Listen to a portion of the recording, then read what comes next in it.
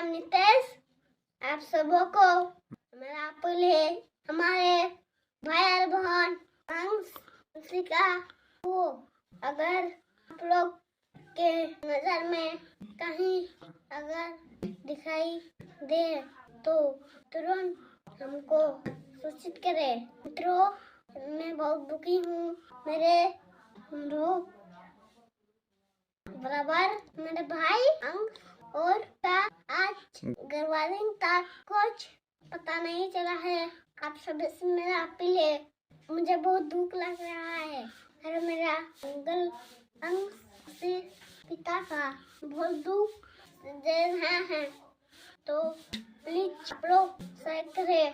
हमारी वीडियो को देख रहे हैं अब तो वीडियो को शेयर जरूर करें। हमारा भाई और अंकिता को तुरंत के माता पिता से मिला दे। मुझे बहुत दुख है। नमस्कार।